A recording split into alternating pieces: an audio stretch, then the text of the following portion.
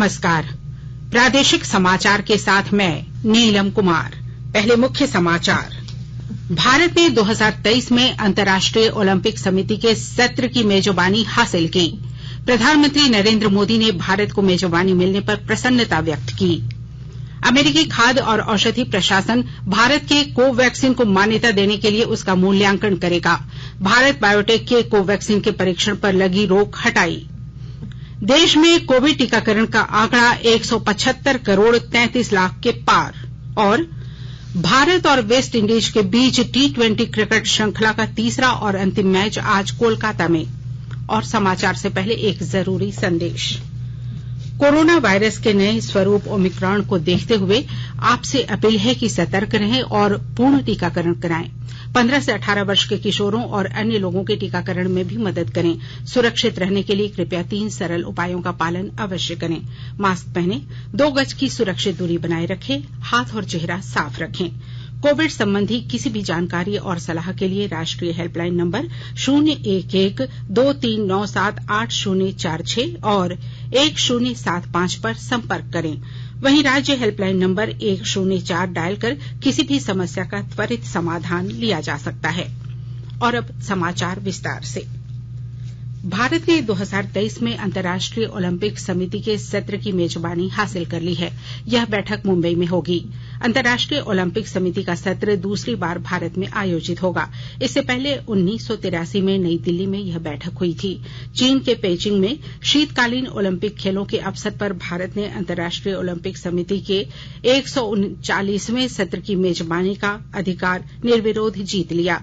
Olympic खेलों में स्वर्ण पदक विजेता अभिनव बिंद्रा, अंतर्राष्ट्रीय ओलंपिक समिति की सदस्य नीता अंबानी, भारतीय ओलंपिक संघ के अध्यक्ष नरेंद्र बत्रा और खेल मंत्री अनुराग ठाकुर ने ओलंपिक समिति के सत्र की मेजबानी के अधिकार के लिए भारत का प्रस्ताव पेश किया।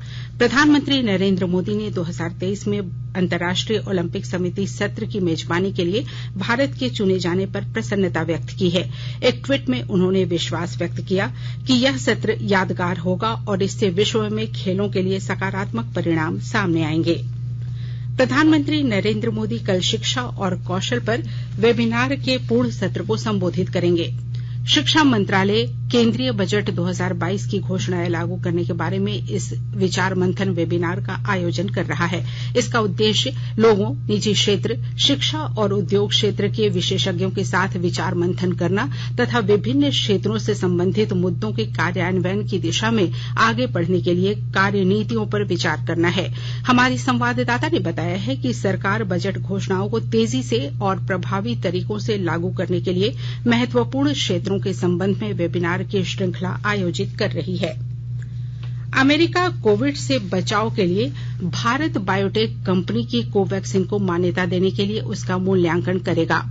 कंपनी के अनुसार अमेरिकी खाद्य और औषधि प्रशासन ने कोवैक्सीन के परीक्षण पर लगी रोक हटा ली है। भारत बायोटेक अमेरिका और कनाडा में कोवैक्सीन का निर्माण ऑक्यूजिन कंपनी के साथ मिलकर कर रहा है। भारत बायोटेक ने देश में कोवैक्सीन का विकास भारतीय आयुर्विज्ञान संस्थान परिषद के राष्ट्रीय विषाणु विज्ञान संस्थान के साथ मिलकर किया है।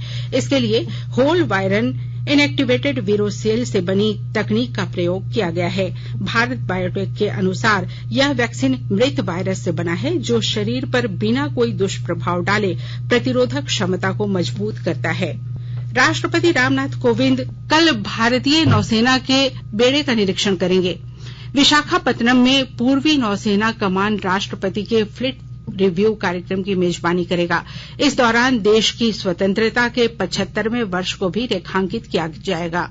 नौसेना ने इस कार्यक्रम की थीम रखी है भारतीय नौसेना राष्ट्र की सेवा में 75 वर्ष। प्रधानमंत्री नरेंद्र मोदी ने पंजाब और उत्तर प्रदेश के मतदाताओं से विधानसभा चुनाव में बड़ी संख्या में वोट डालने की अपील की है। श्री मोदी ने एक ट्वीट में कहा कि युवाओं को, विशेष रूप से पहली बार अपने मताधिकार का उपयोग कर रहे युवाओं को बड़ी संख्या में मतदान के लिए आगे आना चाहिए। राष्ट्रपति रामनाथ कोविंद ने अरुणाचल प्रदेश और मिजोरम के स्थापना दिवस पर लोगों को बधाई दी है। श्री कोविंद ने एक ट्वीट में कहा कि प्राकृतिक सौंदर्य और समृद्ध सांस्कृतिक धरोहर से विभूषित ये दोनों राज्य विविधता में एकता के प्रतीक हैं। श्री कोविंद ने दोनों राज्यों के तेजी से विकास की कामना की। अमृत महोत्सव के तहत आकाशवाणी के साप्ताहिक क्विज में आइए आप भी शामिल हों।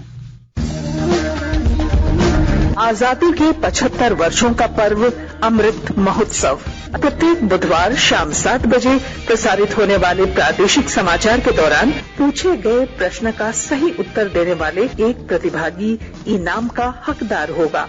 इसके लिए सुनते रहें आकाशवाणी रांची का प्रसारण।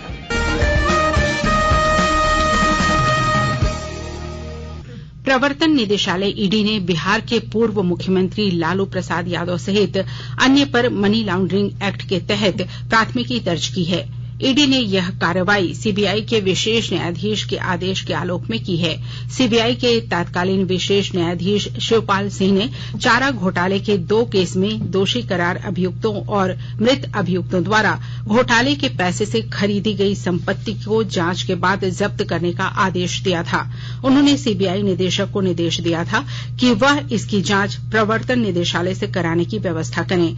न्यायालय के इस आदेश पर प्रवर्तन निदेशालय ने सिर्फ उन्हीं लोगों को नामजद अभियुक्त बनाया है जिन्हें इन दोनों मामलों में सजा सुनाई जा चुकी है। झारखंड मुक्ति मोर्चा झामुमो के पूर्व सिल्ली विधायक अमित महतो और उनकी पत्नी सीमा महतो ने पार्टी की प्राथमिक सदस्यता से इस्तीफा दे दिया है। इस संबंध में दोनों ने आज पार्टी सुप्रीमो सह सांसद शिबू सोरेन को इस्तीफा भेज दिया है। शिबू सोरेन को भेजे गए इस्तीफे में उन्होंने लिखा है कि किसी भी राज्य की मूल भाषा वहां के रैयतों के द्वारा बोली जाने वाली मातृभाषा होती है। झारखंड के बाहर की भाषा भोजपुरी, मगही, अंगिका, उर्दू, बांग्ला, उड़िया को क्षेत्रीय भाषा के रूप में संवैधानिक दर्जा देने के फलस्वरूप यहां के मूल रैयतों की मातृभाषा विलुप्त और हाशिए पर जाना 100% तय हो गया है। आकाशवाणी के ताजातरीन समाचारों के लिए आप हमारी वेबसाइट newsonair.com पर लॉग ऑन कर सकते हैं।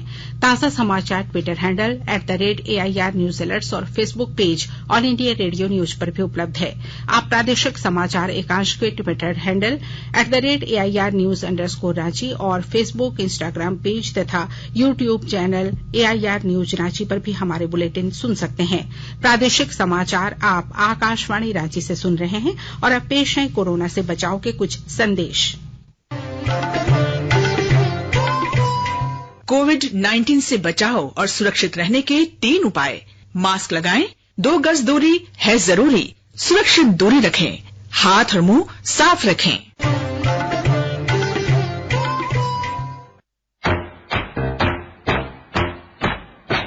चलो मिलकर एक शुरुआत करें, चलो एक फैसला आज करें, मास्क नहीं तो टोकेंगे, कोरोना को रोकेंगे, चलो इस वादा करते हैं, चलो इस वादा करते हैं, मास्क नहीं तो टोकेंगे, कोरोना को रोकेंगे।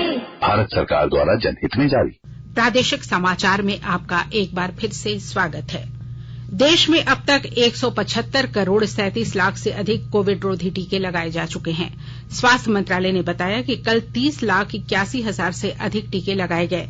स्वस्थ होने की दर 98.28% हो गई है। अब तक 75 करोड़ 93 लाख से अधिक कोविड परीक्षण कराए जा चुके हैं। कल 11,87,000 से अधिक नमूनों का परीक्षण किया गया। केंद्र सरकार अब तक राज्यों और केंद्र शासित प्रदेशों को 172 करोड़ 21 लाख से अधिक कोविड रोधी टीके निःशुल्क उपलब्ध करा चुकी है। स्वास्थ्य मंत्रालय के अनुसार राज्यों के पास अब भी 11 करोड़ 16 लाख से अधिक वैक्सीन उपयोग के लिए उपलब्ध है। केंद्र सरकार राष्ट्रव्यापी टीकाकरण अभियान के तहत राज्यों और केंद्र शासित प्रदेशों को निःशुल्क टीके उपलब्ध करा रही है। नए चरण में व्यापक कोविड टीकाकरण के लिए केंद्र सरकार वैक्सीन की खरीद करेगी और 75% वैक्सीन की आपूर्ति राज्यों को निःशुल्क की जाएगी। स्वास्थ्य मंत्रालय ने पिछले वर्ष LIC आंकड़ों के आधार पर बड़े पैमाने पर मौतों की पुष्टि की मीडिया की खबर को काल्पनिक और तथ्यों से परे बताया है। मंत्रालय ने कहा है कि मौतों के संबंध में खबरों को तोड़ मरोड़ कर पेश किया गया है। देश में अब तक किसानों को 23 करोड़ से अधिक मृदा स्वास्थ्य कार्ड वितरित किए जा चुके हैं। मृदा स्वास्थ्य कार्ड से किसानों को अपने खेतों की मिट्टी के पोषक तत्वों के बारे में जानकारी मिलती है। इसके अलावा मृदा उपचार के उपाय भी इस कार्ड के माध्यम से प्राप्त किए जा सकते हैं। राज्य में चल रहे नक्सलियों के विरुद्ध अभियान में झारखंड पुलिस को बड़ी सफलता मिली है। लोहरदगा के पेशरार थाना क्षेत्र के बुलबुल और कोनकी जंगल के आसपास के गांव से 9 नक्सलियों को गिरफ्तार किया गया है। गिरफ्तार नक्सलियों में 10 लाख का इनामी जोनल कमांडर बलराम उरांव, 15 लाख के इनामी रविंद्र गंझू की पत्नी शांति के अलावा अमन गंझू, शीला खरबार, मुरकेश, बीरेन कोरबा, दशरथ, शैलेश्वर उरांव और शैलेंद्र शामिल हैं। इन सभी नक्सलियों का पुलिस सत्यापन कर रही है। इनके पास से एक राइफल भी बरामद किया गया है। जल्द ही झारखंड पुलिस प्रेस वार्ता कर पकड़े गए सभी नक्सलियों का खुलासा करेगी।